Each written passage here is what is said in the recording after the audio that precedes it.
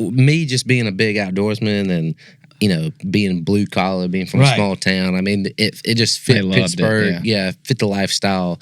I mean, I used to always say in interviews, hey, I'm a duck hunter that's playing football. Not a football player that duck hunts. And yeah, it wasn't easy, but it was a lot of fun. Absolutely. Can we do a mic check, please? Hey everybody, welcome back to the Ducks Unlimited Podcast. I'm your host, Dr. Mike Brazier. I'm your host, Katie Burke. I'm your host, Dr. Jared Henson. And I'm your host, Matt Harrison.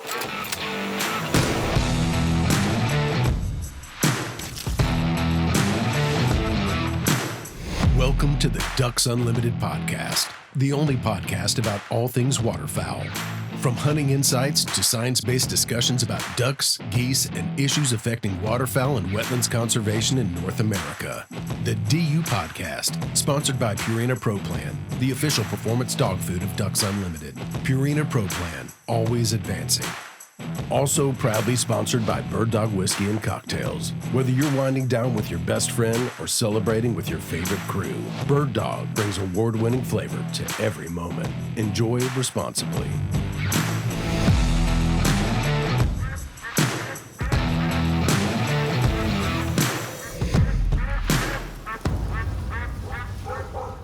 Hey everyone, and welcome back to the Ducks Unlimited Podcast. I'll be hosting the show today, but we also got another host with us, Mr. Jim Bo Robinson. But we got a very special guest with us, the one and only Mr. Duck Hodges. What's going on? Duck. What an intro. Devlin. Duck Hodges. Devlin Hodges. Duck, Devlin, Duck, Devlin. Duck down, Devlin. What do you prefer? Dude, it's I don't know. Now I feel like I prefer Duck because I think everyone calls me that except my mom and dad and my brother and select few people still call me Devlin. So anytime someone calls me Devlin, I kind of look at them like, who? You know me. Do I know you from from way back? From way back? So I guess Duck, which I'll admit the first 4 months of having that nickname when I got it was in college playing football as a quarterback with the nickname Duck, and I hated it. Right. I mean, it was terrible. How'd that come about? Yeah, so nickname happened my second year in college playing football, and the coach just started calling me Duck. And I was like, dude, this is not good. This ain't looking good for me. And then I ended up starting that year, and the whole team just started saying it's Duck season, so the name just stuck around. So I hated it, but then I just said, you know what? Anytime I throw a duck, which I'll be honest, wasn't much. I'll say that. Tight spiral. But when I did, I just like, that's my signature throw that I put out there every once in a while. Yeah, just keep you on your toes. Yeah, absolutely. But what's going on, guys? Man, I know we've talked about doing this for a while. So it's great to have. First time at headquarters, right? We're here. Possibly. He can't remember. He can't remember. There's a chance I came when I was 10 years old for a duck calling contest. So I definitely came to Memphis for a Ducks Unlimited duck calling contest. So we used to host it here probably in 2008-9, which would have been 18 years ago. That's about when it was. So we used to host it in the main conference room on a Saturday, and we had it here for 2 or 3 years, and then it went to Arkansas. It was when y'all had it here. There's no doubt about it. Absolutely. The real question is, did you win it? I think I did, because in 2009 was the year I won the Junior World Duck Calling Contest. So I really do think I won it here too. Yeah. And a nod to Mr. Buck Gardner, but he was instrumental in helping us with facilitate the call and with the kids and helping some of the other ones. Also, the very first duck calling contest I ever competed in was down in Alabama. Duck call out of a goodie bag, Buck Gardner. No way. And I won it. Was it the double nasty? It was the little poly double nasty. I remember. Yeah, I mean, from what I can remember, that because of where he sold that call. A lot of people that was their first one. Yeah. And he gave so many away to kids. That was his. That was his thing. That's awesome. So I remember, him and Rick Dunn and Butch Richenbach. They used to just give calls away to kids. Mm-hmm. Yeah, I enjoyed it every time I got one. If you ever look at the tree, right? If you look at those three trees, oh man, the duck callers in it would be amazing. Yeah. I don't know if there's another limb to that tree. No, probably not. I don't know. Because John Stevens, I mean, he would fall under Butch. and Yeah. Jimbo. You know, they were great in their own mind, right? They were great before him, but you know, RNT and that made them. So those trees are rooted deeply in the duck calling world for sure. And That's awesome. all right, Duck. When I have the opportunity to host this, I love to do a section that I like to call the flock shot. It's kind of like Teal, man. I'm gonna spray you with questions, and you answer them. Got to be quick though. Okay. All right. All right. LeBron or Jordan? Jordan. What's your favorite color Gatorade? Light blue. Do you know the name of it? Is it Glacier Frost? Yeah. I think it's Glacier Freeze, but that's closest anybody's ever gotten. Glacier Freeze. Yeah. I thought it's Frost. I think Is it Frost? Someone There's a look it up. Frost. Look it up. Look it up. I don't know them all, but we ask it every time. All right. Okay, I got one. It's Hit my him. turn. What's cooler? Winning a NFL football game or starting your own brand? Winning an NFL football game. Really? I mean, yeah. Anyone can start their own brand. I mean, A successful brand. hey, we'll see. Hopefully, Would you sacrifice a whole duck hunting season no, to go back and play in the NFL for one season? absolutely not.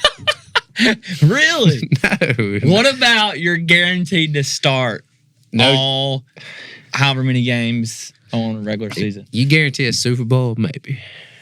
Okay. Maybe. Super Bowl Maybe. with an MVP. Oh yeah, I'll do that for a year. Because then I can go buy Then you duck can go property. buy Sign me up. What would be the easiest duck to hit on the wing with a perfectly thrown spiral? I mean, I think gotta be a mallard coming through the trees. I should do it. I should put a broadhead at the end of one and try to do it. YouTube it. might do it. Bolo or necktie? Bolo every day. Can you explain to Matt what a bolo is? I know what it is now. You got it. I got it. He's got it. He's got it. Matt? I know the answer to this one, so I better not even ask it. Just ask. Ducks in the woods are a big old long beard strutting in a hardwood bottom, just fired up. I know it's ducks. Well, I mean, thank God we don't have to choose. You know, that's when seasons are different. That's when the seasons are different. Now, I will say, someone asked me the other day, they're like, "Hey, ducks and timber or 180?" And I used to always say ducks and timber. I'm like, dude, 180. Yeah. Haven't got one. Yeah. Give me a 180. 12 or 20 gauge. 20 gauge. Bourbon or 20? tequila? Oh yeah, I haven't shot a 12 gauge in like 5 years. I've made the switch too, and I don't think I'll ever go back. No, I don't think so. Bourbon or tequila? Yeah, I don't. I guess bourbon. I'm not a fan of either, really. Cut down or J-frame? Man, now this is tough because, Yeah, because you used to compete with.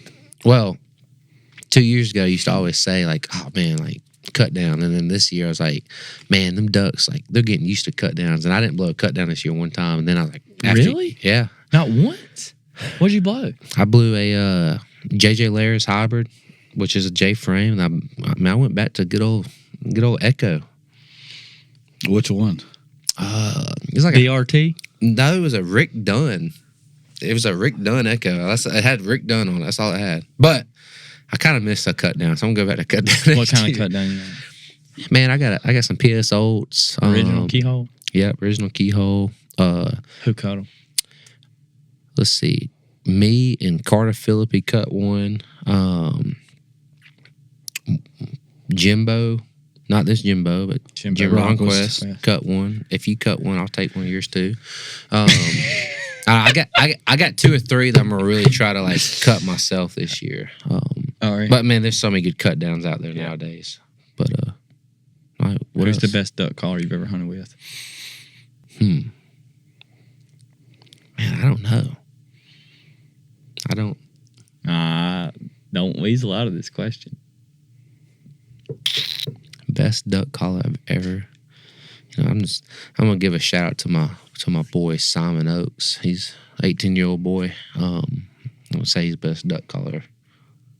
In the woods too? Yeah, I'm gonna. I've heard old Byron Woback can get down on one. He ain't bad. He ain't bad. There's a lot of good. There's so many It's- good duck You know callers. what? Like People have asked me that. I just don't know if anyone can separate themselves. You're anymore. right. Like there's so Everybody many. does it different. And how do you even put on who the best is? Exactly. Like That's all going to be on. why's it got to be a competition, Matt? Matt did it. All right, let me ask you this. You know, when you go to one of these award shows, I look. your fly. outfit I is. look good, boy. Come on. Do you enjoy that?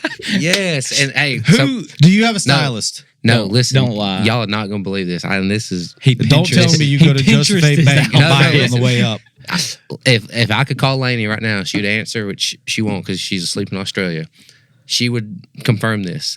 CMA Awards this year, when I wore like my kind of trench coat, my turtleneck, and my black, I went to Macy's like 4 hours before the award show and bought it. Did you really? I swear.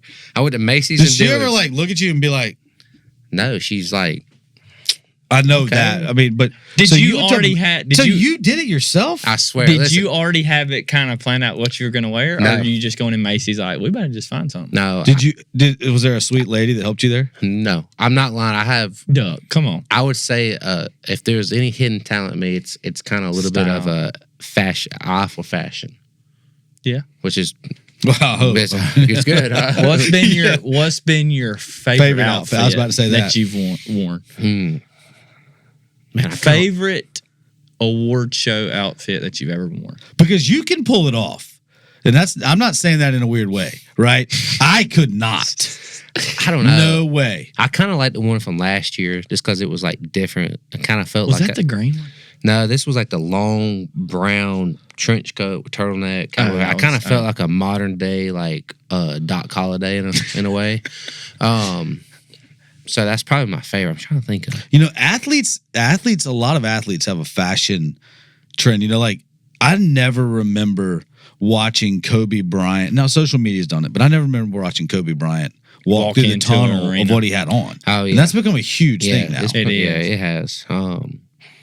Well, I didn't have no cool outfits when I No, I walked through the didn't. tunnel. It was a T-shirt with holes. Yeah, I had a and Johnny pits- Cash T-shirt and jeans one time, and I thought that was my coolest outfit. So my style has upgraded since then. So you don't have a stylist? I thought you had a stylist. So whenever you're going- Lainey's stylist, I'll give her a little credit. She'll help me here and there, but She'll straighten. Yeah. Well, Devlin, you just launched a business. That's We're going right. to talk about that here in just a minute. Yeah. But before doing that, we know that most of our listeners know who Duck Hodges is. But kind of give us a little bit of a backstory, kind of about how you ended up where you are today, because you had a really good career, college, played some professional football, which is incredible. Now launching your own business, but kind of give our listeners and watchers a little short background on Duck Hodges. Yeah, I grew up in Alabama, playing football at an early age. Actually played ice hockey. Was my first sport. That was my first sport. Where's your chip tooth? Don't have that. Shout out to USA Yeah. Hockey Gold. Bringing on the gold. Men's and women's. Yeah, that's right. So just grew up hunting, playing football. I actually didn't start duck hunting until I was, I want to say like 7 or 8 years old. Like my family first few years we just deer hunted, got into duck hunting. I remember the very first duck hunt we went on, shot one duck and thought it was the coolest thing ever. Like it was like, oh my gosh, like we saw 30 and we shot one. And I was used to going deer hunting, and if you saw one, you shot it, and you may see one. And then grew up playing football from Alabama. Ended up going to play college at Samford University, small Division I FCS school in Alabama. Had really good teammates, really good coaches. Had a successful career because of them, and ended up winning the Walter Payton. You good over there, Jimbo? Yeah. You've been trying to hold that man over there. Don't be loud. Ended up winning the Walter Payton Award in college, which is Wow. like the Heisman for the FCS division. And then ended up having the all-time passing record in college FCS. Beat Steve McNair, the late Steve McNair in college. His record. Yep, beat his record. All right, Pretty cool. hold on. Here's a question for you. Can you name me another quarterback in the NFL that came out of FCS that probably would have held that record? Oh, hold on now. Hold on. Hold What do you mean would have held that record? No, that you would think of as that could have been that. An That was that good. FCS? Yes. I don't know who the point is. No, he wasn't. Joe Montana. Joe Flacco. Did he go to North Dakota State, right? No. Where? I think Joe Flacco went to Delaware State. Delaware State. Who went to But Carson Wentz went. North Dakota State University? Oh, Carson Wentz. But Carson Wentz. But they hand the ball off like 80 times a game. So did Wofford. Yeah. Hold on. Delaware State's FCS, though. Yeah. Yeah. So, but Joe Flacco, I mean, Joe Flacco. that's who I was thinking. Like when you think about how good of a football career he had, and you think about the quarterbacks that are extremely good Steve in the NFL. McNair, I mean, Well, that was his record. Steve McNair's the record you broke, right? Yeah. And then, I mean, but you think about Joe Flacco and Carson Wentz coming out of the FCS. I mean, there's a lot of talent. I can't think of them top of my head, but there's a few other FCS quarterbacks. Jimmy Garoppolo. Yeah, he was FCS. So a lot of great quarterbacks, and so Yeah. I just wanted to put Duck on a higher pedestal man, because that is. Thank you. I mean, we think about the guys that have come out of there. It's an incredible Some good group ones. of Hall of Famers. Yeah, I absolutely. mean, I'm pretty sure that Joe Flacco will probably be a Hall of Famer. Probably, yeah, you'd think so. Gotta be. I mean, he won a Super Bowl. Gotta be. So anyway, sorry. You got us some stats. I was trying to pull it up, but we're a little slow over here. So There we go. You gotta get on the DU guest Wi-Fi back here in the studio dome. Yeah, the three that came up, we've got Carson Wentz, Yep. Steve McNair, Yep. Joe Flacco, Joe Flacco.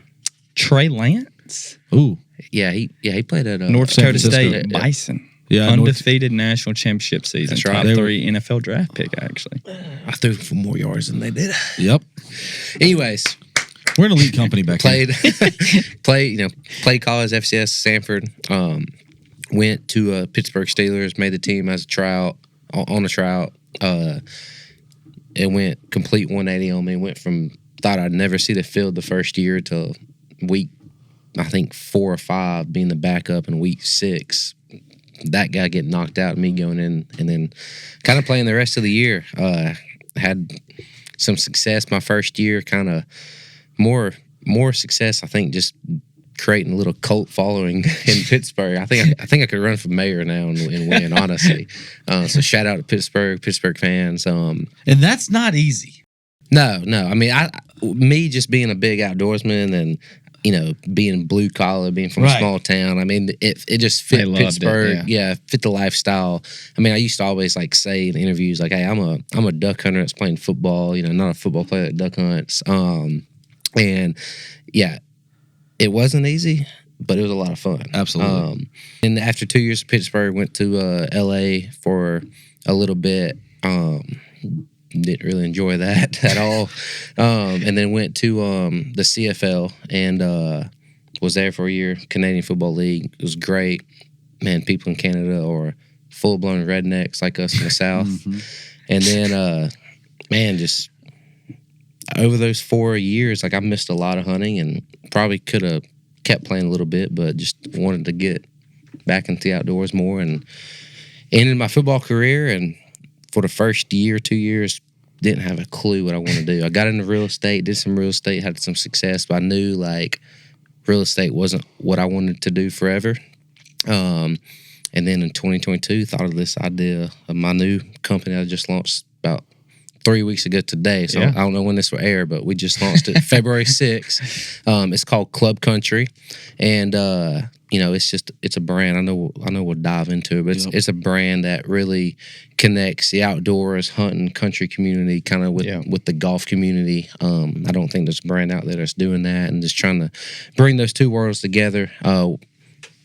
This side, outdoor community and whatnot's growing so fast and exploding. Golf community's exploding. So just something that can bridge the two together. And I know you like to golf when it's not hunting season. You golf some? Some, not very good. So everyone golfs some. Everyone wears button-ups and everyone wears polos and hats. So, man, I'm excited about it. Yeah, it's awesome. We're gonna dive deep. We're gonna dive deep into that in a minute. But back to the football thing. What was your best game? What or maybe most memorable? Definitely, probably.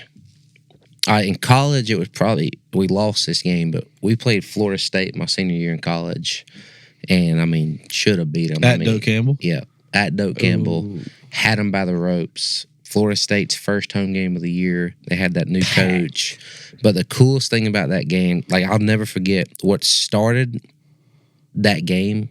I mean, what made that game so special? Not even us almost winning and throwing for a lot of yards and playing well and all that. What was so cool about that is we had a rain delay for like an hour, and when we went back on there, I'm not lying, the fog was probably this high off the ground, and they had the Chief Osceola or whatever do the spear in the fog, and it was the coolest thing I've ever seen at a football game. And I think that game they did some special thing for Burt Reynolds. So it was just cool. It was a lot of cool things happening at that game.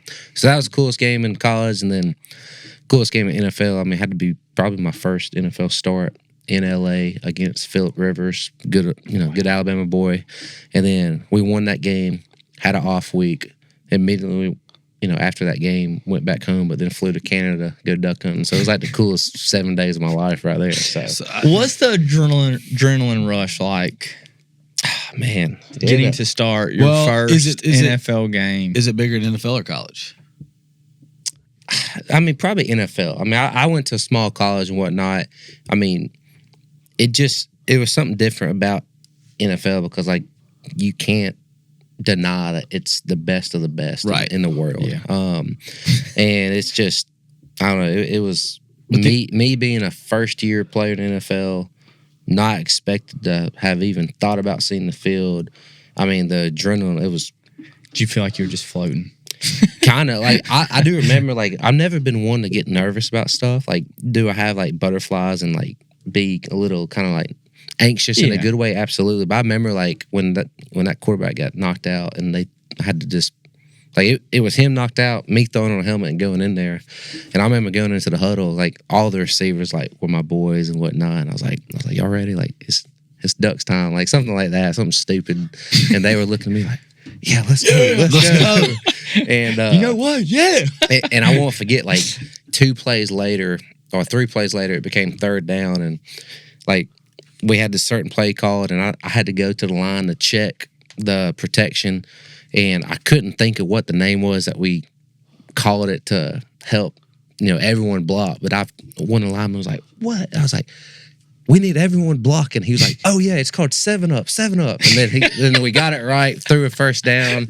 And then after the game, they all gave me some crap about it. They're like, hey, next time it's called 7-Up. Don't tell us y'all that all of us need to block. So, block them. What's crazy about, I thought, that's a cool, the adrenaline rush is when you play. I played at a small school. What was your record against Wofford? Were you 4-0? Or were you all in the conference the entire time? We were 4-0 against Wofford. It was like when I played there, we beat Wofford every year. Wofford, I think, beat Chattanooga every year. And then Chattanooga beat us every year. So, like, none of us could separate ourselves. Sanford wasn't in the conference when we were. When I was there, I'm showing my age, because we still had App State and Georgia Southern. Yeah. And my only claim to fame at Wofford was we beat App State the year they beat Michigan. And Wofford hated me because if there's any 4 games that I played my best every year, it was always against Wofford. Oh, yeah. Just one of them deals. Well, we love you now. Yeah, thanks. Thank you. He wore the black and the yellow, gold, later on. But that's it. We played at South Carolina my senior year. Same type of story. Had him on the ropes. Jadavian Clowney reaches out, tips the ball. He recovers it. The clock expires, and we lost 21-17. But we were about to beat them. Gosh. And like that adrenaline rush was something like, that you just can't. Yeah. You can't repeat. But there's nothing like seeing legends and Hall of Famers across the board. I would assume when you step on the field. Yeah. It was pretty crazy. You want to hear my football story? Let's go. No, I didn't play. That's all right. That's all right. I was a baseball player. Okay, come on. So what? How did that season end? Like, how did that rookie season end? Ended with a lot of injuries on the team. I think we lost our last 3 games, and the last game of the season. Oh, my phone's ringing. Let me turn it off real quick. Sorry, y'all. Oh, busy man. Last game of the year was in Baltimore. It was wet, cold, nasty. I think everyone was ready just to go home. I mean, just one of them. Yeah, I think it was, honestly, we had so many ups and downs, a lot of good things. We had a winning record that year, so that was good. But I think everyone was just like, hey, so when you come out time. of that, right? You were the third string, now you're the starter. What did that summer look like for you? Did it motivate you to work harder? Did it give you that boost of like, I can do it? Yeah, I mean, I knew that like I still wasn't guaranteed a spot. Like, I was an undrafted guy, like NFL, like, you know, pretty easy to be replaced in the NFL.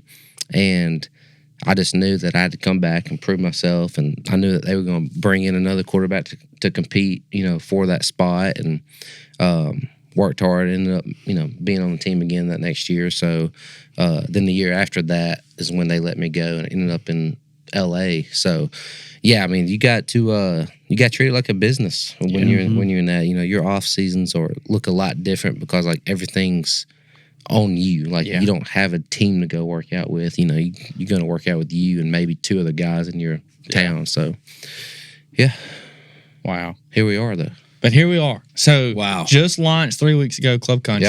Yep. Kind of tell us a little bit how you said in 2022. Yeah. It was kind of when the dream came about, but what made you get to that point as far as wanting to go the brand route, right? Because I know that coming out of the NFL, I feel like you can go in many different ways. You know, business, you can go coaching, you can go real estate, what you did, whatever it might be. There's a lot of different routes you can take, but for sure, I like when I got done playing, like that first year that I got done playing, man, like if there was ever a low point in my life, it was that year because man, I didn't know what I wanted to do. Like, I thought I had a bunch of doors open, and I'm sure that they were, but I think just having so many doors, not knowing which one to go through, it was tough. And then, you know, I thought of this idea, Club Country. Like, I always wanted to start my own, like, apparel brand and whatnot.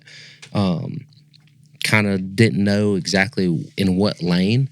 Had people tell me do hunting, but y'all know I got great relationships with people in the hunting world and whatnot. So I was like, I don't want to step on anybody's toes. And then I kind of started, you know, playing golf a lot more. I'd go around Nashville, go to some of these country clubs. And at these country clubs, it would be guys that I hunt with. And they're like, hey, come golf with me. I'm like, oh, wait, you golf? And show up there. They got polo on. It may not be tucked in. They may not have shoes on. And you know, so many places now are more than just golf. Like a country club may be, you know, may have 3D archery ranges, may have skeet shooting, and a lot of them, like, they don't call them country clubs anymore. And Club Country, like, when I thought of this name, like, it came about because, like, man, like, what?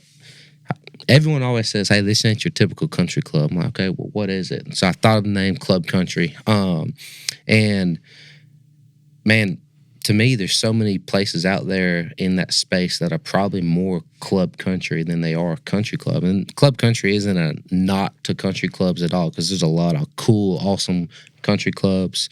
I just think that it's, in a way, kind of more broad and bigger. But yeah, thought of the idea in 2022 and, man, like, put it into motion and whatnot, and it was just really cool. I mean, really, I paid attention to everything, like as far as like the littlest details, making sure I got the right team, making sure I, you know, all the way down to like the fabric, everything. And like, you know, it took 4 years to really be at a place where I was like, all right, I'm really ready to launch this at like a huge level. And I did some small stuff, like sold a few hats here and there, and obviously, you know, try to get investors. And I was traveling around, you know, from Nashville, going to Mississippi, Arkansas, Alabama, meeting people, talking about it.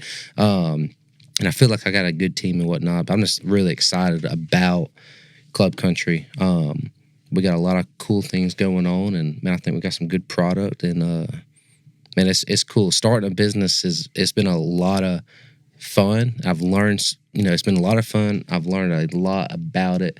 But it's cool. Like, I start looking like I may look at your shirt later on and just like feel it and be like, oh, what you got? What's that feel like? So yeah. So a country boy from Alabama decides to launch an apparel brand. How do you learn fabrics? Man, yeah. Feeling other people's shirts. Yeah, I mean, that's what made me think of it. Like, how do you learn that stuff? Man, I feel like I've always, like, just as a buyer, and when I go shopping, like, you know, I've always kind of paid attention to, been curious. Yeah, I've always kind of paid attention to what fabrics that I kind of lean to and stuff like that. And man, I thankfully got a lot of connections out here. So like some people from Shin Gear have helped me get connected early on. We got one of the original founders of Peter Mallard on board that really helped us get into some factories. And, you know, once you find good factories, they may send you 20 different sample fabrics, and then it's, you know, or fabric samples, then it's just going through and kind of, you know, picking one that we like. And like the first fabric, like for this polo I got on right now, like I picked this fabric because it's a little bit more of like a mesh performance, more so than that like kind of slick performance that you see, because I think this mesh gives it more of a matte background, which I think fits our, you know, fits Club Country more, because we're like earthy tones and stuff like that.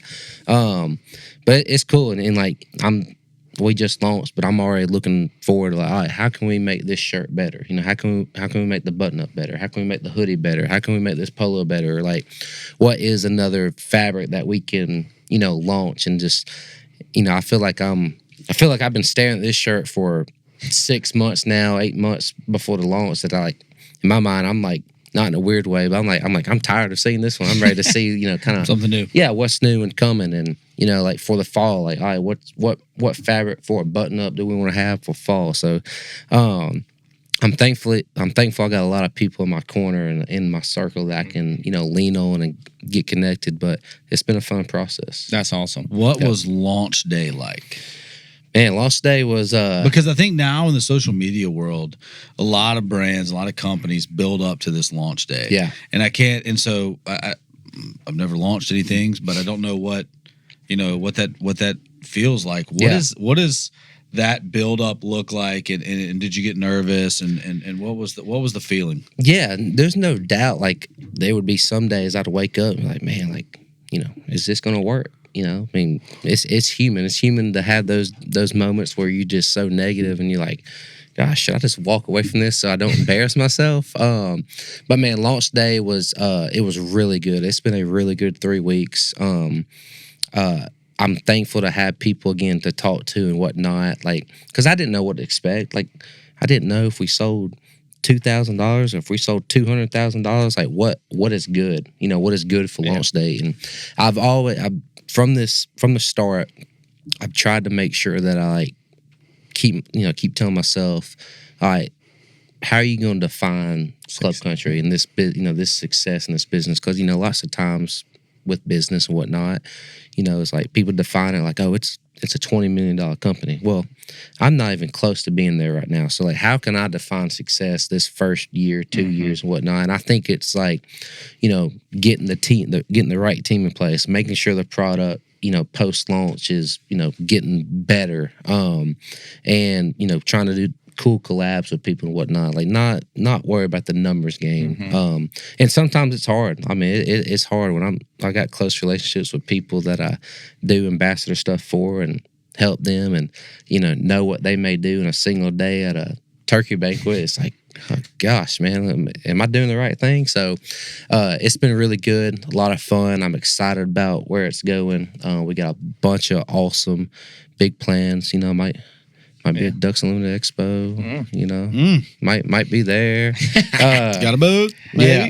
I tell you what's awesome though, and you mentioned a minute ago when you first launched your brand and talking about how you paid attention to detail with a lot. One thing I was actually reading on the way up here is the names that you have for your stuff is really neat. Yeah, and kind of the story behind it. Like I was reading about the Eddy. Yep, and then the absolutely, yeah, and like the river Eddy. Yeah, like this one's the White River. Like I made this one the White River because this is like all this is, you know, mallard feathers. White River, I would argue, is like the king river for duck hunting. When the White River gets to 26 foot, it's the best place in the world to duck hunt. And that's in Mississippi, right? Alabama. Mississippi. And then, you know, I named one that's got the rainbow trout. It's the Madison. You know, a little nod to the Madison River. And yeah, like you said, I mean, all the names, like man, like my fabrics, my stuff, all that's good and whatnot. But I'm not trying to sell the story. I'm trying to sell the story. I'm not trying to sell just a shirt. I'm trying to sell the story, the lifestyle, everything. Like this orange hat, I named the Uncle Gary. Backstory is my uncle, we used to always go deer hunting, me, my uncle, my dad, and I just, for some reason, I always remembered, like, he used to always have an orange hat on. I'm sure that I was supposed to, but he always had one on. And, man, just trying to, stories, community, lifestyle, because, I mean, club country, I do think is bigger than just a shirt and whatnot. It's a community. It's a lifestyle. I think it's something that we've all kind of been a part of, and it's just kind of bringing it to life. Days. Yeah, but it's 365 in that it for a lot of us, it defines us. Absolutely. But there's also more parts to life that you want to represent, and the golf world has become. I think the lifestyle, seeing duck hunting as a lifestyle, and I think you're at the tip of the iceberg right now with launching this, and just the way that duck hunting has become a part of people's lives and what they do in lifestyle is there's so many people coming to it. Absolutely. We talk about the country music industry and how big duck hunting is in the country music industry, but it's also really big in the golf world. Absolutely. And there's a lot of golfers that are big duck hunters, and it brings those two worlds together, which are your favorite two things.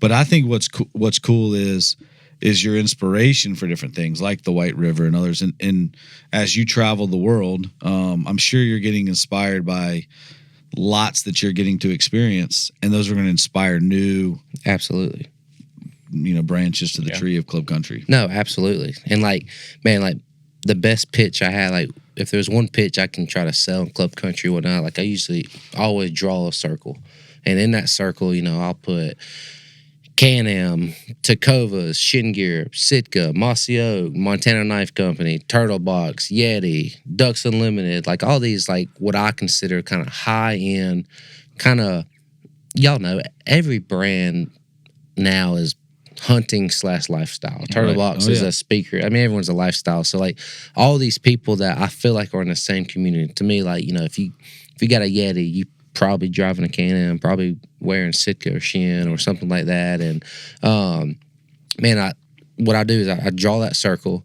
Underneath that, I'd put what I feel like are high-end golf brands. And there's a lot of people that could be fit into this circle, a lot of people that could be fit underneath the circle. But, Peter Millar, Turtleson, Grayson, Johnny O, all great brands and whatnot. But Johnny O can't fit into this lifestyle. Peter Millar can't fit into this lifestyle. And that's where I feel like club country can like kind of be that missing little piece of the puzzle to where like, hey, if you have all this stuff, if you wear Shin, Drake, Sitka, whatever it is, and you golf, hey, you're going to wear club country on a golf course, or you're going to, if you like wearing polos in general, you're going to wear that.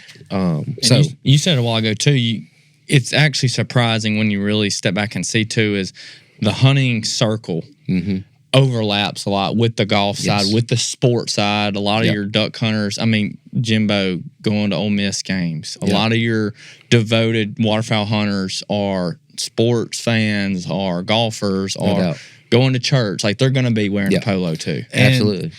Drake did it first. Yeah, they used to make polos way back. Well, and then they got all the college coaches wearing.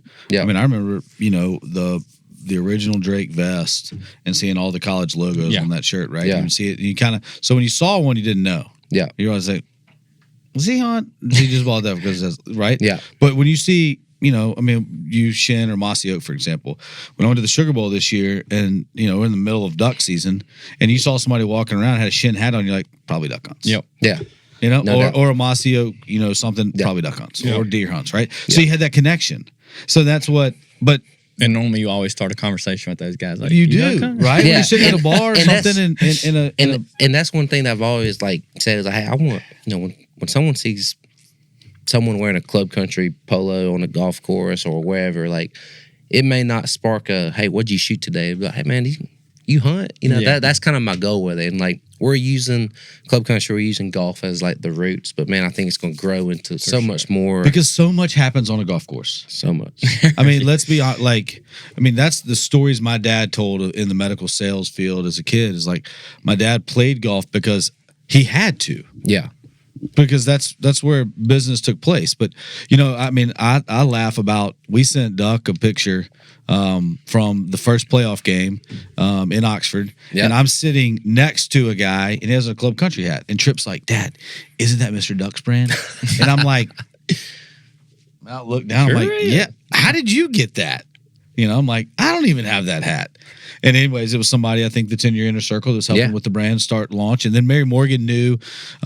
Mary Morgan was a sorority sister with his wife. And they knew each other really well. It was like crazy, small circle. There's 87,000 people. This is a small world in Oxford. That we live in. And I'm sitting next to, somebody that's highly invested in, or I don't know if he's invested, but he's a part of Club Country from the beginning, but is also, my wife knows. It was bizarre. It was really cool. We sent him a photo from the game, and so I was talking to him about duck hunting, and so that connected us, right? Yeah. Club Country, and then duck hunting, and I was telling him that we share a lot of similar interests, and it was really neat. Yeah, and what I tell you too, and kind of going off that, and just how it's a small world, and how you want to overlay the upcoming generation as well as our age. And we'll talk a little bit about how old Jimbo is over there in a minute. But old. No, I'm kidding. But one thing I have seen, and even in just my area in Mississippi, is the younger generation, golf is becoming very popular. Golf is just blowing up. It's unbelievable. Like, whenever I was in high school, golfing was golf. You didn't do it a ton, and it wasn't super cool. But now, my nephews, everybody that I'm around, what are y'all doing today? We're going golfing. We're going golfing. We're going to film it with our iPhones or our GoPro. Everybody's now golfing. It's a cool thing. So I think it's just really cool to see how you're going to be growing in. I feel like it's a good timing to launch. It's perfect.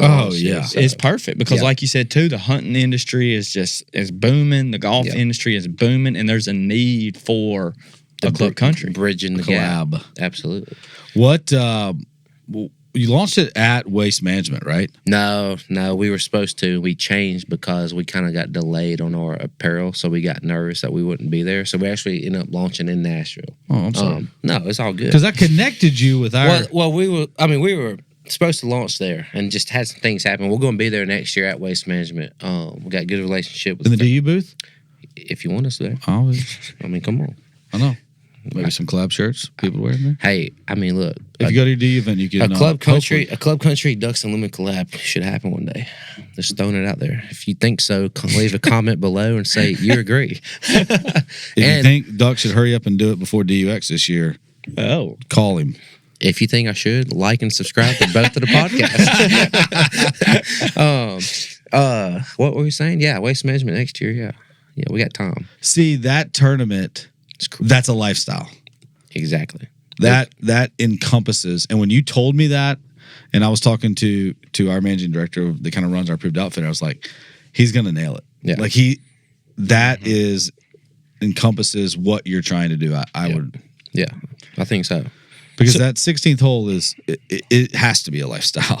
yeah.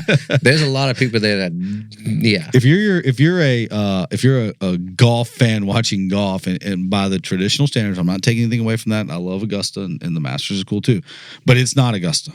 No. And so it's the fun and the golf, and I think I feel pretty strong saying that they probably don't want to be Augusta. No, but I think to your point, I think tournaments that are bringing in more than just golfers to the tournament to golf in general is what's helping. Yeah, like my kids love to watch the TGL on TV. I mean, Justin Thomas just came back, this week and played on that. Luke Bryan played in it the other night. It's fun. I don't know if they released that. He was there. Now he owns. I saw that part, and he is a part owner of the Atlanta team. Okay, cool. I saw that, and YouTube golf is huge. I mean, and there's guys that look at the Bryan brothers. There's guys on YouTube golf that aren't very good at golf. Like, they're not scratch golfers, but they're just fun to watch, entertaining. And I was like, when I started my YouTube channel this past year, because YouTube is just huge in general, like hunting, golf, whatever it is. YouTube is massive. It really is.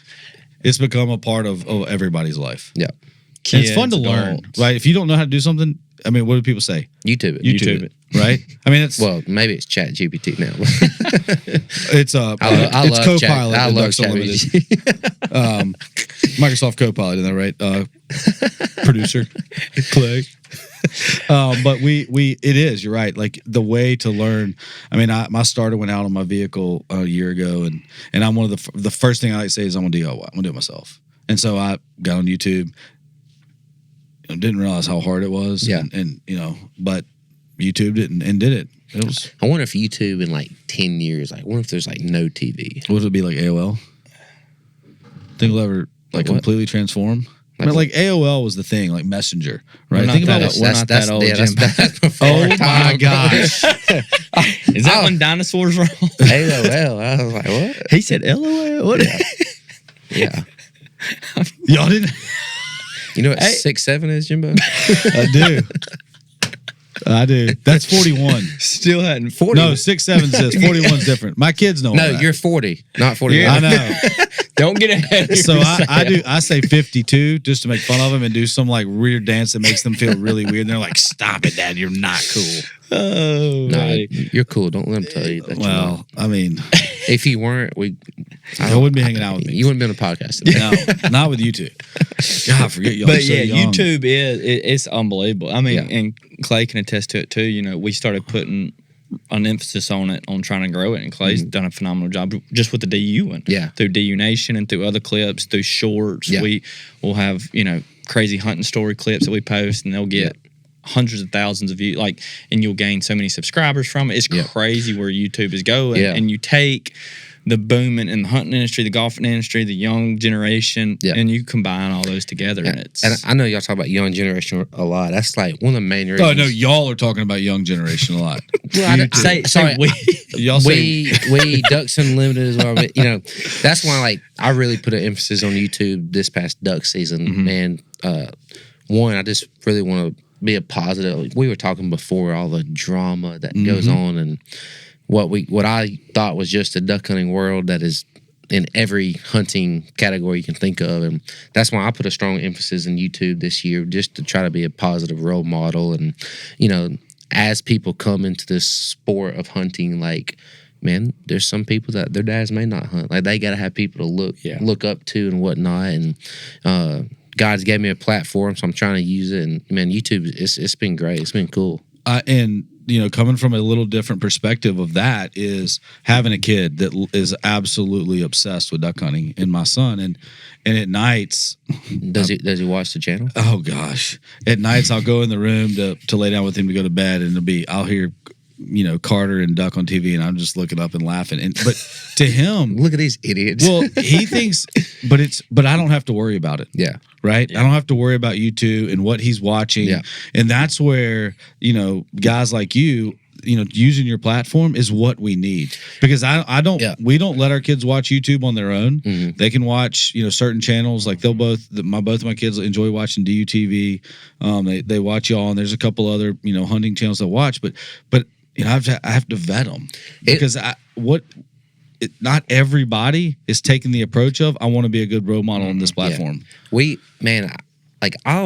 I knew YouTube was big, but it wasn't until the NWTF banquet or convention that it was like, oh my gosh, YouTube is really massive, because we started in basically November. I had done 2 videos on my own, but we really started this November, and I think we gained almost 10 subs this past duck season, and which is another thing I didn't realize that was going. I mean, that's hard to do but I had so many people come up to me at NWTF. I was like, man, I really enjoy your YouTube, and they didn't know me from social media or anything. They knew me from YouTube. And I was like, wow, man, YouTube is powerful.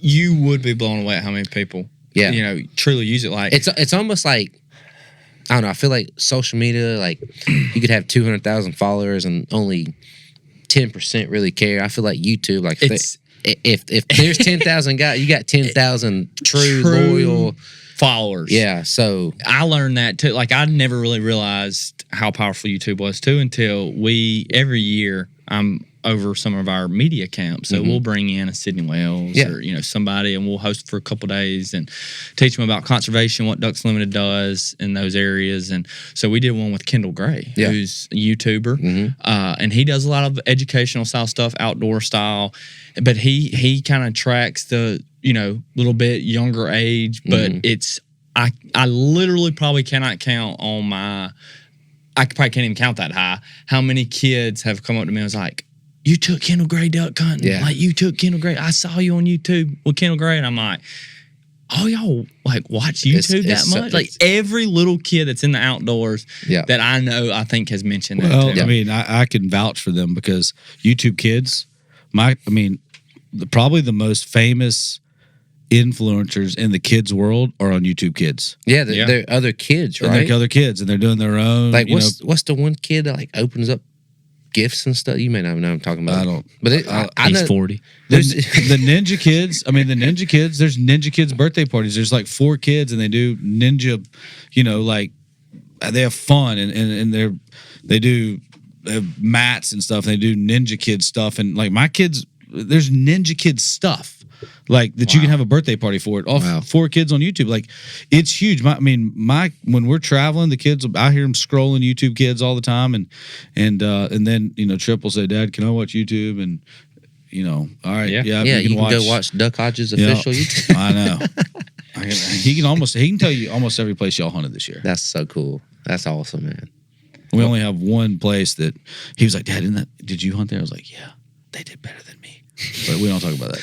Well, we'll have to get them on the channel next year. What would you say, Duck, with the launching of your brand? Yeah. Really launching YouTube, having a lot going on. What's been probably one of the most difficult, things to really adjust to? Because also planning for a wedding coming up. I mean, I think it's been the most difficult thing is just trying to make sure I really like manage my time, like with not getting so scatterbrained that I may forget. Like I told y'all before, I'm the worst. Anyone that's watching this that knows me knows I'm the worst texter.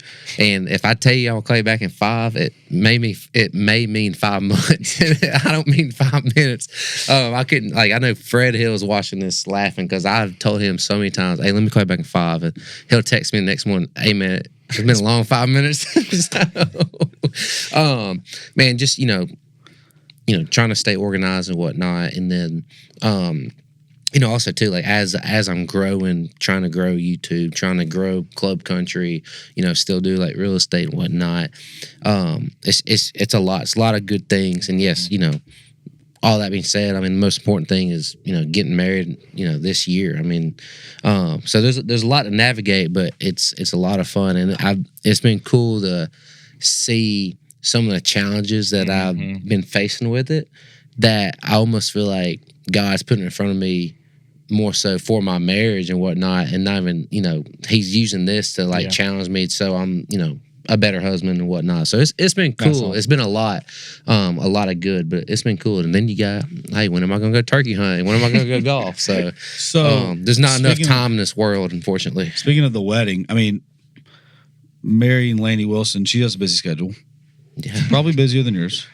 How do y'all find time for each other? It's tough. Sometimes it's tough. She was gone this whole month of February. I told her next time that she's got to go overseas, make sure it's January. That makes it, makes me not feel as bad about, going duck hunting the whole month. I mean, we're good about, making time and whatnot. Like it does get tough and like, gosh, I really do. She would probably say that she feels like I've been almost busier than she has just right now with everything I got.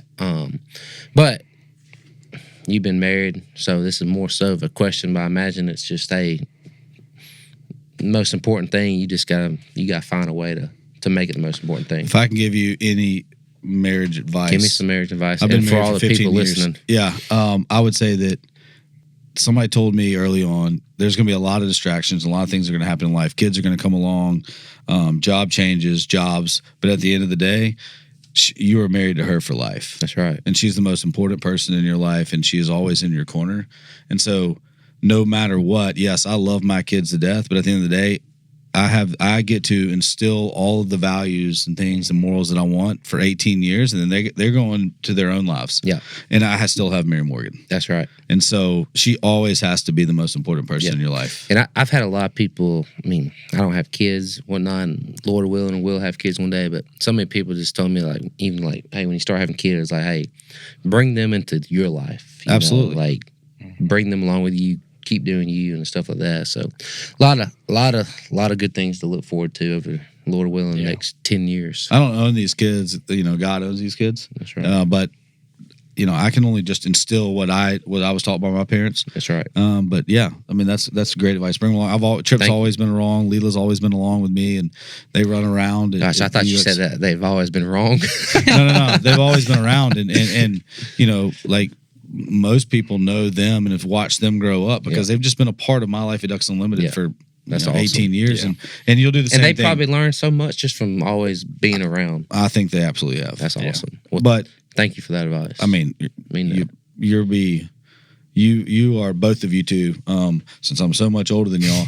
But I mean, it's impressive to listen to you two talk, because when I was in your age, at your shoes, I don't think I had that same type of drive, right? I mean, I had a lot of drive. I was regional director then, but I mean, what you're doing is going to be life-changing for you and for, it's going to bring two cool worlds together, and I'm excited to watch it grow. The Lord has blessed you. That's right, man. He's blessed us all. He has. Yeah. I mean, so what's your favorite hunting? What's your best hunting memory from this past season? Ooh, this past season, man.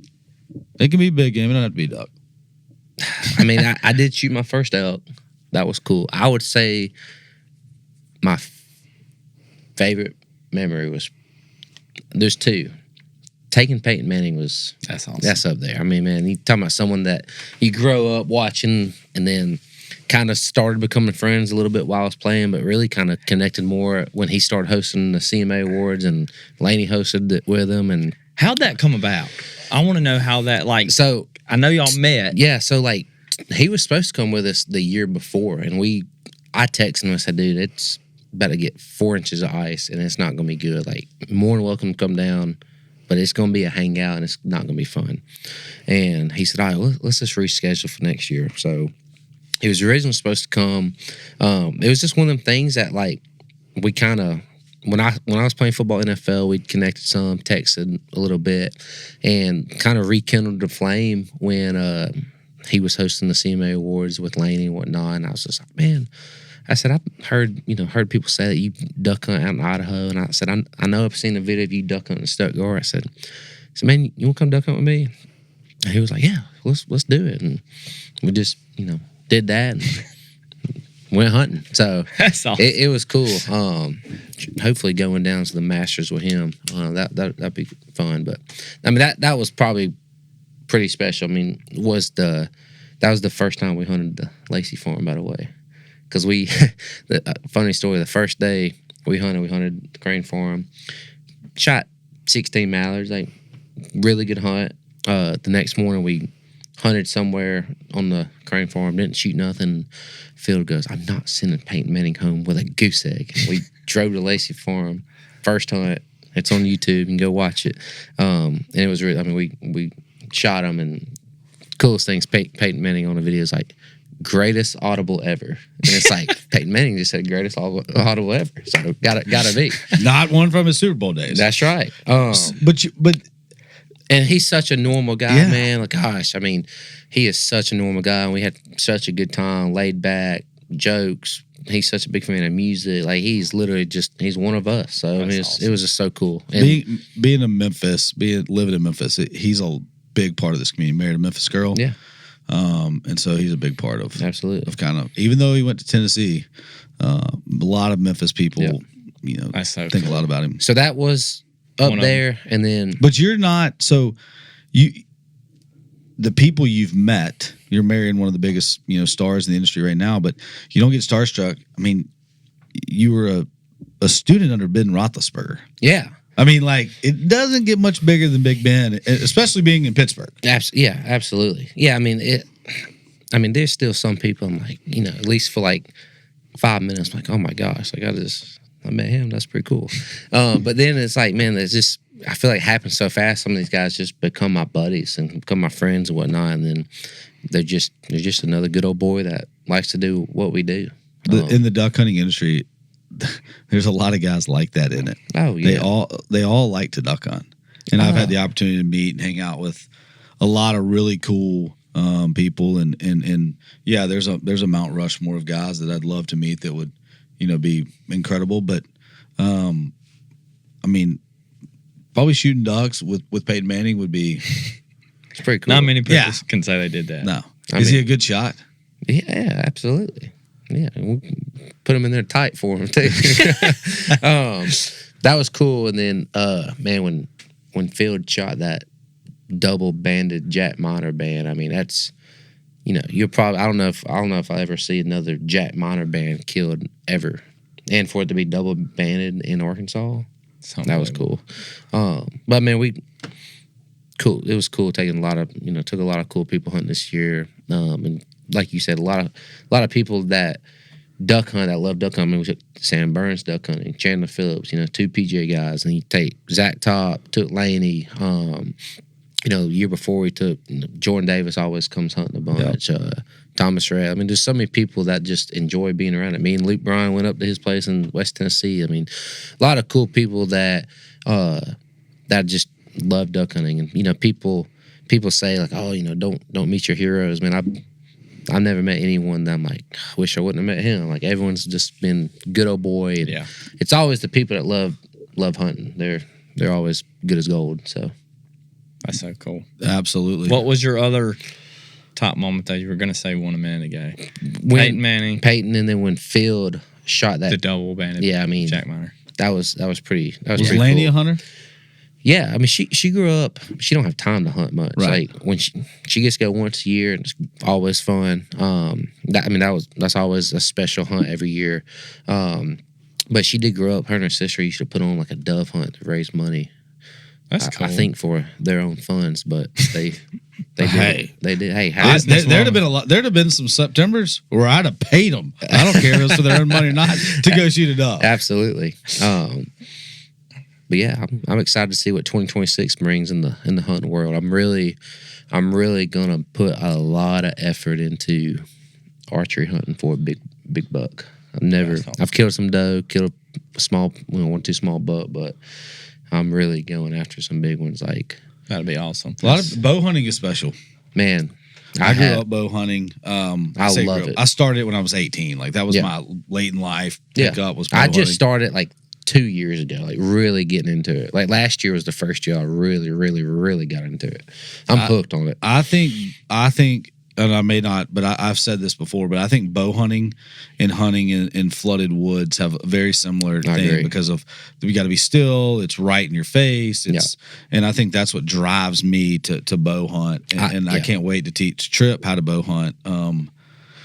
He owns a crossbow. I haven't been able to make myself take him that crossbow hunting, but yeah, I mean, I love a compound bow. I mean, I still have the original bow that I bought 12 years ago, because if I need the speed. How old were you 12 years ago? The same age as Matt. Golly. My bad. I forgot. Since we don't have the button pusher over there to hit all our buttons. But yeah, I mean, that's it's intimate, right? It's the adrenaline rush from bow hunting especially. Yeah. I think you're gonna fall in love with it. I'm so hooked already. That's awesome. And man, I met some of the I guess the big names in the archery world on YouTube and whatnot. And again, just cool, good old boys that are just like us. So it's amazing the archery world. I mean, it's blowing up too. When we went to French Lick, Indiana, they have an amazing 3D archery course, and people go there from all over the world. And I tell you what's cool about, I feel like the archery world, I feel like it's similar to the duck calling world, as far as like, you got people that are big in the archery, shooting archery, that may not hunt as much, just like you got people that are big in the duck calling that probably don't duck hunt as much as like what you would think. Right. So it's really cool. A lot of similarities there. What's your best memory from traveling the world with Laney, outside of kind of in a different world, right, than what you're used to? I don't know. That's tough. I'd say going to Italy. I mean, that was pretty cool. Going to like Tuscany, and actually going to see the Vatican was one of the coolest things. It is that I've seen. That was like, wow. That was really, really special. And then like, what's crazy is like, you hear, in the Bible they talk about, upon this rock, and Peter, upon this rock, I'm building my church. And then like, you go to the Vatican, and literally like directly below where the altar is where Peter was buried. It's like, Bro, that's crazy. Wow. So that was pretty cool. That is awesome. And the Vatican, if you didn't know, is like its own country. Like you have a passport to get into the Vatican. Really? Yeah, that's crazy. That's cool. That is nuts. Yep. That's super cool. Yeah, that's and the what's and did you watch when they elected the new pope? Yeah. And it gives you more of a different feeling when you watch that after you've seen it. 100%. It's a cool thing. It's cool. It's cool. I got to go when I was about y'all's age. Heck yeah. 100 years ago? Jimmy, you look younger than your age. I'll give it to you. He does. I thought when I first Thank got to you. know him, I was thinking probably 35, Yeah. 33, somewhere in there. I don't feel that, and he's gonna start to. He probably a whole lot worse than I did. But yeah, I mean I don't feel that. I mean, I wake up in the mornings and it takes me 10 minutes to get moving in the right direction. But college football and NFL totally different. The best players in the world chasing him, what he's going to face and what totally different. I threw it up all the way before they hit. I didn't get hit much, thank goodness. So Had a good O-line. that's right. Had a great O-line. Shout out. Well, for our listeners, where are some good places they can go to find Club Country? Yeah, so you can go to the website, clubcountryco.com. Yep. You can check us out on Instagram at Club Country Co. Yeah, go to the website. Are there any events you will be going to anytime soon? Hoping DUX. DUX. He has a booth. That's at right. DUX. He better be there. We're going to be at DUX, and working on planning a few events. May do a little road show, so y'all stay tuned for that. So we're in the works, but right now we're just a DTC brand. Check us out on the website, clubcountryco.com, and then DUX, maybe a collab. Who knows? Who knows? I mean, we'll say it first on YouTube, and nobody knows it, but Devlin Duck Hodges will be the featured speaker at this year's That's right. Ducks Unlimited third term collegiate symposium here in Memphis. I'm I bet July. you'll be What a am I- lot better than last year's guy. You have big shoes to fill. Matt did an amazing job. I know, man. Y'all gonna have to tell me what I'm talking about. Like, how long am I speaking for? This is like 30 minutes. 30. We can do question and answer. Okay, all right. Can we spend like 25 minutes question and answer? We'll do whatever you got want. No, we'll put something together cool. But I'm excited, the- man. that's How many people y'all have come in? There's 300 students or 350 college students, And they are rowdy. and they're from Really? across the country, and they're leaders. I mean, they're true business leaders in their own DU chapters across the country, and They're awesome. it'll be cool. They'll be super excited to hear your story and to hear about Club Country. And We should do a Club Country special shirt for them. maybe we can do some giveaways, Come on. Come on. some special exclusive We giveaways. can figure out something. Oh, that'd be But awesome. I'm excited. Yeah. It'll be July fun. 17th. Yes, remember him talking about his social media and his phone earlier? I made him put it on his calendar He earlier. did. I put it on my calendar. And now that I've announced it and you don't come, these kids will be very They- disappointed. Oh, yeah. That- You're on the that hook pressure. now. That would be 300 less. YouTube subscribers. Yeah, like unsubscribe. I bet you most of them have seen your YouTube channel. Yeah. If you haven't, go check it out. Go check it out. Well, Subscribe to what is it? Just Ducks Unlimited YouTube? Ducks Unlimited. Ducks Yeah. Unlimited. Ducks Unlimited. Subscribe. Ducks Unlimited. Subscribe to Duck Hodges official. There you go. So The duck. God, this has been fun. it's been Well, great. Duck- We're not done yet. Yeah, can we Joe Rogan this and stay on for like 4 hours? Well, what our listeners don't know is earlier we How long have we been going for? An hour. merchandise. we Our said- merchandise selection meeting is here, and somebody sent us a motorcycle, an electric Yeah. motorcycle that makes sounds, and Duck was we riding put, it. we put a duck on it. Can I borrow that for just one turkey hunt? I'm sure we can make a deal with his with e-bike. Sharon. Come on. Come on. That was funny. God, it was hilarious. That's great. I almost pushed him into one of the mounts here He in the did. building, and but we got him back on the right track. And Right. look, there's Ducks Unlimited has 150,000 subs, so we should expect 150,000 people at DUX this year. No doubt. I mean, Oh, I'm all in. let's go. So- You heard it here first. We're gonna do some cool stuff. So maybe we do some cool stuff with Duck in one of our time slots Duck at the Den. Duck Den. Absolutely. Yeah. Count me in. What would be be cool involved. too is we have a new. We haven't announced this yet, but we may have something that travels around that resembles the duck den. It's awesome. That'd be fun to go somewhere cool and It's really cool. have you on there. And Hey, help out anyway. I love Ducks Unlimited. Love what y'all do for conservation and duck hunters and for the ducks themselves. Because Yeah, without the we're trying. duck, I know we're doing our best every day. y'all doing a good job. Every day. Well, Duck, thank you so much for Man, taking time to thank come y'all. in, and we've enjoyed it. Thank you for Absolutely. sharing with our listeners a little bit about your story and you. your company. Y'all be sure God, that's cool. to go and check The out driver Club and an Country. over and under. Subscribe on our YouTube. Subscribe to the podcast. That's right. Thank you all so much. We also want to thank our podcast producer today, Mr. Clay Bayer. Come on, Clay. The one and only. And thank you to you as well for tuning in to the DU podcast. Y'all take care and God bless. Thank you for listening to the DU Podcast, sponsored by Purina Pro Plan, the official performance dog food of Ducks Unlimited. Purina Pro Plan, always advancing.